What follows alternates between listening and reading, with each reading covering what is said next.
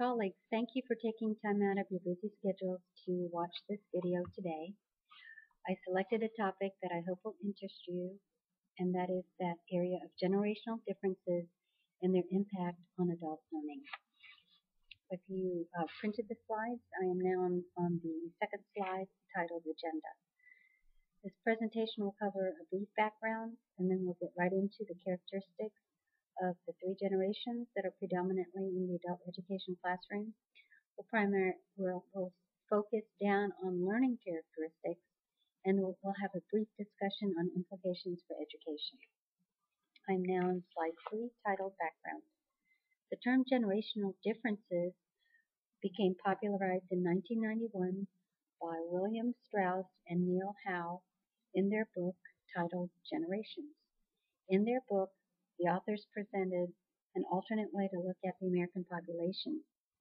Typically, we see groups of individuals separated by race, gender, religion, age, political affiliation, and other common demographic groups.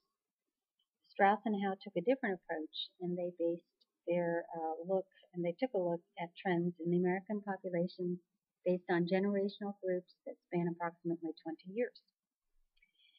To paraphrase their thesis, individuals that are born within these generational groups exhibit similar characteristics based on common and shared experiences. Generally, as I said earlier, these groups span approximately 20 years. We will be looking at the three generational groups that are predominantly in adult education classrooms today. Those are the baby boomers, the Gen Xers, and the millennials. We will now talk about the baby boomers, and I am on slide 4. The oldest group representing a chunk of folks involved in adult education are the baby boomers. Currently, there are about 77 million baby boomers in America born between the years of 1946 and 1964. Their parents emerged from World War II and Korean War.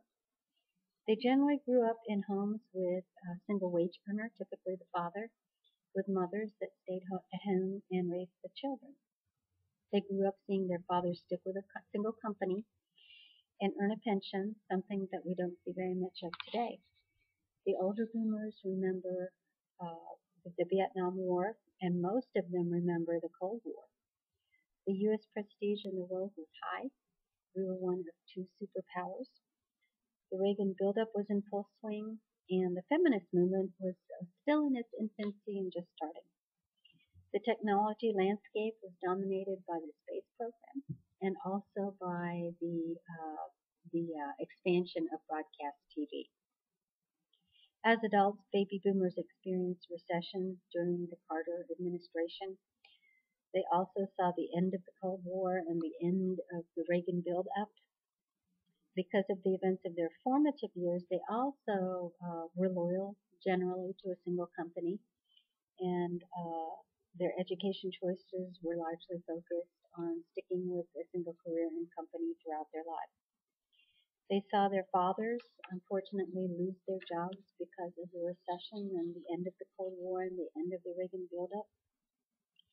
And they saw their mothers start thinking about returning to work because of the feminist movement. During this generation, we see the dual income concept emerge. It wasn't very prevalent, but certainly it started emerging at this time.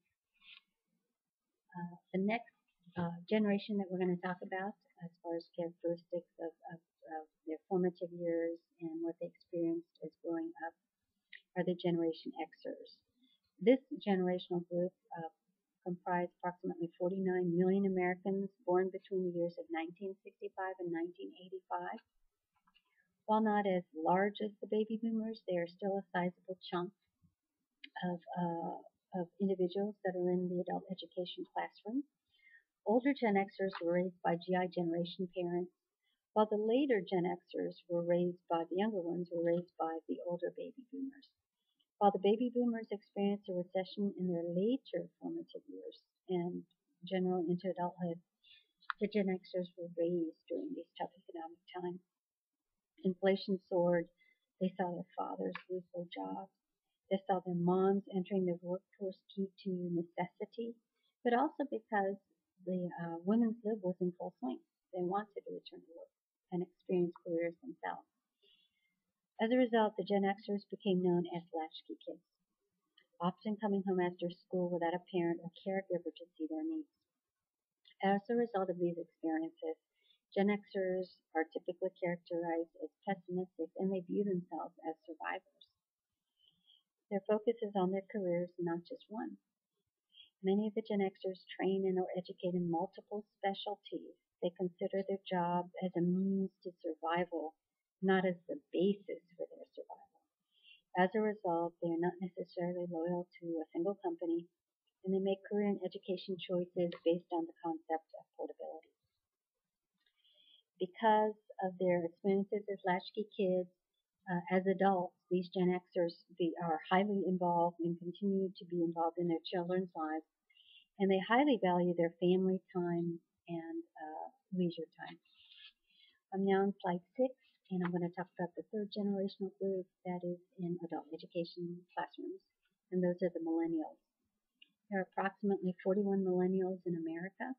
Strauss and Howe actually identified this generation as the next great generation, largely because of the explosion of globalization, technology, connectivity, and so forth. These Americans were raised by late baby boomer Gen X parents who are, as mentioned earlier, heavily involved in their lives. Because of the tough economic times these parents experienced, they started grooming their kids early for college. So the millennials